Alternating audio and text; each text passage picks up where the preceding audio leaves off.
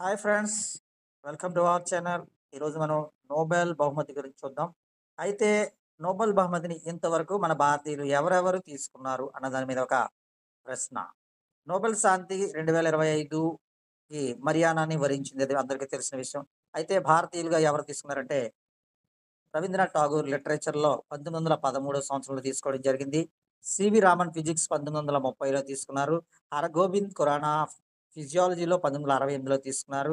Mother Teresa శాంతికి గాను 1979లో తీసుకున్నారు. సుబ్రహ్మణ్యం చంద్రశేఖర్ ఫిజిక్స్‌లో 1983లో తీసుకోవడం జరిగింది. అమర్త్య సేన్ ఎకనామిక్ సైన్స్ 1998లో తీసుకున్నారు. వెంకటరామన్ రామకృష్ణన్ కెమిస్ట్రీలో 2009లో తీసుకున్నారు. కైలాష్ సత్యార్థి శాంతి విభాగంలో 2014లో తీసుకోవడం జరిగింది.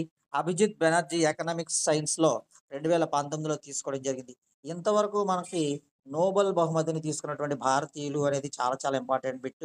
ఇది ఖచ్చితంగా పోటీ పరీక్షల సమాచారం అయితే మాత్రం ఉంది. ప్రతి పోటీ పరీక్షలో ఇవ్వడం జరుగుతుంది. ఫ్రెండ్స్, మన వీడియో నచ్చితే లైక్ చేయండి, షేర్ చేయండి. మీ ఫ్రెండ్స్ అండ్ ఫ్యామిలీ మెంబర్స్ కూడా షేర్ చేయమని హృదయపూర్వకంగా విజ్ఞప్తి చేస్తున్నాము. Thank you very much.